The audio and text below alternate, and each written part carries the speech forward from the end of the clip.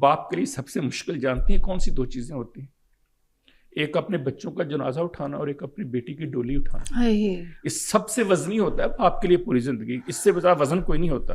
ये वो इसलिए उठा पाता है कि वो थोड़ा सा अपने आप को पीछे रखता है, वो थोड़ा सा अपने इजहार को पीछे रखता है, वो अंदर ही अंदर मरता चला जाता है लेकिन बताता नहीं है कि वो अपनी बेटी से, अपने बेटे से कितना प्यार करता है। ये जिम्मेदारी उसने माँ को दी हुई है। वो जो इमोशनल टच है वो माँ को दिया हुआ है, और जो उसके ऊपर एक ऑर्डरली टच है, एक हुक्मनामा है, एक सख्ती, एक भट्टी है, एक तैयारी का मरहला है, वो उसने बाप ने अपने जिम्मे लिया हुआ है। और मैं ये भी बताऊं फिजा, हाय हाय, अगर कहीं बाप को आप चांस दे दें तो वो माँ से ज्यादा सेंसिटिव हो सकता है। मैंने अपनी वालिद को देखा है, जब हज करने के लिए गए, हम बहुत छोटे, जब पहला हज उन्होंने किया तो मेरे वालिद और वालिदा हज करने गए, मैं उस वक्त एफएससी में था और मेरे जो छोटे भाई हैं वो बहुत छोटे थे, एक तो बिल्कुल यानी 3 साल का था। तो मेरी वालिदा आकर बताती है कि रोजाना पहले मक्के जाते, काबा देखते और फिर आकर बच्चों के खिलौने देखते रहते। मैं उनसे कहती बच्चों के खिलौने क्यों देख रहे? कहते मुझे मेरे बेटे याद आ रहे। बाप भी उतना ही एहसास होता है जितनी माँ एहसास होती है। बाप बता नहीं पाता, बाप कह नहीं पाता, क्योंकि एक जिम्मेदारी उसने ऐसी ले ली, मुआशरे ने उसको ऐसी जिम्मेदारी दे दी, दीन ने उसको ऐसी जिम्मेदारी दे दी, समाज ने उसे ऐसी जिम्मेदारी दे दी कि उसके आंसू कोई देख नहीं पाता, उसकी सेंसिटिविटी कोई।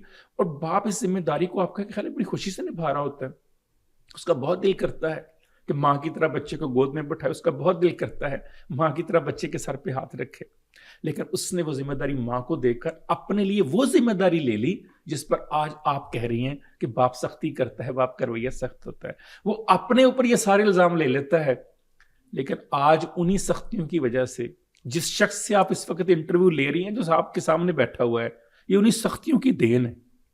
अगर उन्होंने मुझे ना पढ़ाया होता, ना सिखाया होता, ना रेजिलियंस दी होती, ना उन्होंने मेरे अंदर ये जज्बा पैदा किया होता है, जानती हैं मुझे क्या कहा करते थे जब मैं किसी बात पे उनसे कहता कि अब्बू आप ऐसे बेजा खफा हो रहे हो? कहते ये उतना ही उभरेगा जितना कि दबा देंगे। वो कहा करते थे कि इसलिए दबाया जाता है तुम्हें कि तुम्हें कल पता चले।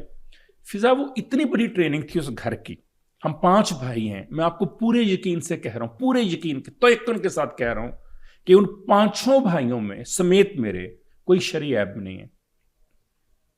आज के जमाने में कोई ऐब ना होना शरीयत के लिहाज से, 5 भाइयों में 5 जवान हैं, 5 खाते पीते हैं, डॉक्टर हैं उनमें से, एक उनमें से बैरिस्टर हैं, एक उनमें से मैनेजर है बहुत बड़ी कंपनी में। ये बाप की तरबियत है जिसने सिखाया। फिजा एक और बात आपको बताऊं, हमारी बहन कोई नहीं है, यानी कि हमारी कोई हकीकी बहन नहीं है, लेकिन अब कैसी हैरानकुन बात है कि जितनी इज्जत हमें सिखाई औरत की, वो हमारे बाप ने सिखाई, जबकि कोई बेटी नहीं, हमारी तो बेटी कोई नहीं। हाँ। बड़ा आसान था कि वो कहते कैसे सलूक करो, जानते कैसे सिखाई? कह के नहीं सिखाई, हमारी वालदा की इज्जत करके सिखाई। अरे वाह। हमारे बाप ने बताया जैसे मैंने तुम्हारी माँ को रखा है, तुमने अपनी बीवियों को इस तरह से रखना। वाह, एग्जाम्पल सेट कर दी। आज तक कभी मेरी वालदा को उन्होंने एक लफ्ज जिसे कहते हैं वो अदा नहीं किया मेरे। मुझे हसरत रही कि कभी अम्मी को भी डांटे वो हसरत रही कि अम्मी को भी वो ऐसे कहे। होता है ना बात का, उसकी एक वजह है जो मैं बात कर। अम्मी हमारी बड़ी स्ट्रिक्ट हैं, अम्मी हमारी बड़ी डिसिप्लिन्ड हैं, अच्छा। अम्मी हमारी जरा सख्त हैं। अच्छा, अम्मी के साथ हम ना वो जैसे होता है कि बच्चे ऐसे जाके गले लग जाए, ऐसे वो अम्मी जरा थोड़ा सा, अम्मी का अपना टावल, अम्मी का अपने कपड़े, अम्मी की अपनी जूती, अम्मी का अपना लिबास, अम्मी का अपना टावल, अम्मी का अपना तकिया, अम्मी का अपनी चादर, we can not touch that. अच्छा। अब्बू जो है वो बिल्कुल एक दरवेश सिफ्त आदमी है। हम अब्बू से तो वैसे कर सकते हैं, अम्मी से नहीं, लेकिन अम्मी से बहुत मुश्किल है। अच्छा। लेकिन अब्बू ने इसके बावजूद सलूक ऐसा रखा, हमें बताया कि बेटा इस तरह से औरत को इस तरह से रखा जाता है। एक मैं अक्सर एक बात कहता हूँ वाइफ से, और वो बहुत दुआएं देती है मेरे वालिद को। जब वो कभी कहती है ना कि आप मसरूफ़ हैं, आप थके हुए हैं, मैं बाज़ार से चीज़ ले आती हूँ, ये चीज़ मैं उठा के इधर रख देती हूँ, मैं ये बेड खींच के ऐसे, मैं उनसे कहता हूँ मेरे वालिद ने कहा कि अगर मर्द घर में मौजूद है और औरत को ये काम सारे करने पड़ रहे हैं तो उस मर्द की ट्रेनिंग में कोई कमी है।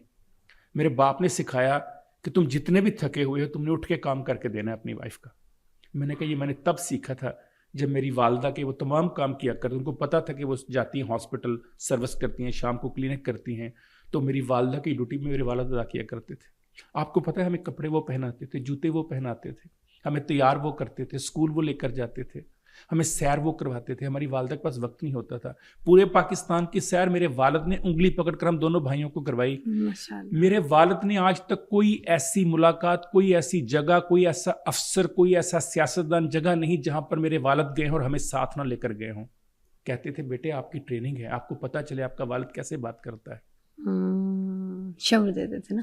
اچھا مجھے کاشف صاحب یہ بتائیں کہ ایک ایج آتی ہے ہمارے معاشرے میں جب باپ بوڑھا ہوتا ہے اور بچے جوان ہو جاتے ہیں نا, تو باپ تنہا رہ جاتا ہے, اکیلے کمرے میں بیٹھا ہوتا ہے, پھر پڑا ہوتا ہے اپنے کمرے میں, کوئی نہیں ہوتا اس کے پاس.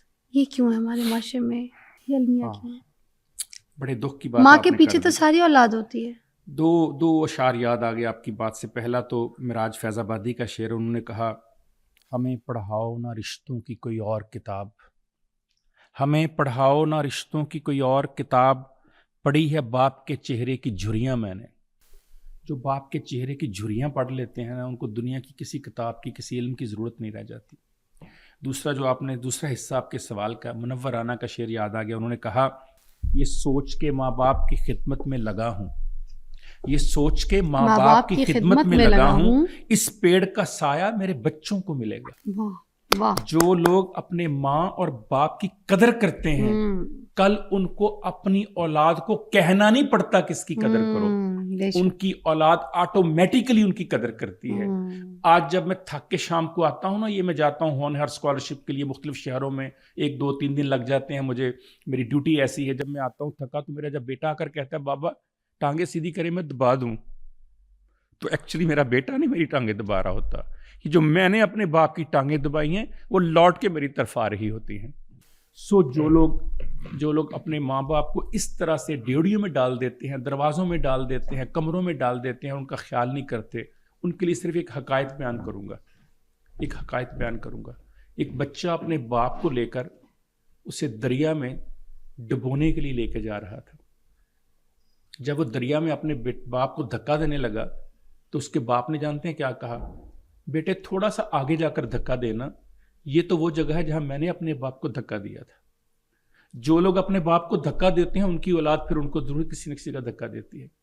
جو اپنے ماں اور باپ کو ایک کمروں میں بند کر دیتے ہیں, عضو معطل بنا دیتے ہیں, ان کی اولاد ان کو زندگی میں ہی عضو معطل بنا دیتی ہے.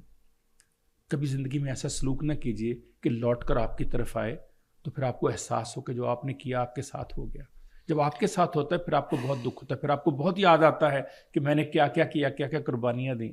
اس وقت آپ یہ بھول جاتے ہیں کچھ ایسی قربانیاں کچھ ایک ہستی نے, ایک باپ نے, ایک ماں نے آپ کے لیے بھی دی تھی. پھر آپ دیکھیے فضا کیسی خوبصورت بات ہے. اللہ تعالیٰ نے سورہ بنی اسرائیل میں ذکر کیا کہ اپنے ماں باپ کے ساتھ بھلائی کرو, وہ بالوالدین احسانا, آپ نے بھی سنا ہوگا. اور پھر انہوں نے کہا کہ جب تمہارے ماں اور باپ بوڑھے ہو جائیں انہیں اف تک نہ کہو. اچھا مجھے نہیں پتہ چلتا تھا, مجھے نہیں پتہ, شاید آپ کو پتہ ہے اف کا مطلب پتہ ہے آپ کو کیا ہے یہاں پر؟ کسی تکلیف کو اف کا اظہار دینا, آواز دینا. میں نے مدینہ یونیورسٹی کے وائس چانسلر سے پوچھا, میں نے کہا سر ہم تو عربی دان نہیں ہیں, آپ تو عربی کو سمجھتے ہیں. وہ بڑا مسکرا کر کہنے لگے کاشف صاحب زندگی میں پہلی بار کسی نے اس لفظ کا ترجمہ پوچھا. کہتے عربی زبان میں آبجیکشن یعنی اعتراض کا منیمم سیگا, خفیف ترین, کمزور ترین لفظ اف ہوتا ہے. یعنی حکم اللہ یہ دے رہا ہے کہ جب تمہارے ماں باپ بوڑھے ہو جائیں تو تم نے کمزور ترین لہجے میں بھی ان کی کسی بات پر اعتراض نہیں کرنا. اب بتائیے کتنی ایسی باتیں ہوتی ہیں فضا جس پر میرا اور میرے والد کا یا میرا اور میری والدہ کا اختلاف ہو سکتا ہے. مثلا بچوں کی تعلیم ہے, بچوں کا فیشن ہے, بچوں کا لباس ہے, آج کل آپ کو پتہ ہے نئی نسل کھانا پینا ہے, سوشل میڈیا کا استعمال ہے, یہ موبائل کا استعمال, کتنا کچھ ہے. لیکن آپ حیران نہیں ہوئے کہ اللہ تعالیٰ نے اس پر بھی مجھے کہہ دیا ہے کہ تمہارے پاس کوئی ایسا اختیار نہیں کہ تم اپنے ماں باپ پر اعتراض کرو, خفیف ترین بھی, کمزور ترین بھی. تو جب اللہ نہیں چاہتا کہ میں کمزور ترین اختلاف کروں تو میں کون ہوتا ہوں کرنے والا. مجھے صرف ایک بات کہنی ہے, جی ابو جی, جی ابو جی, جی ابو جی.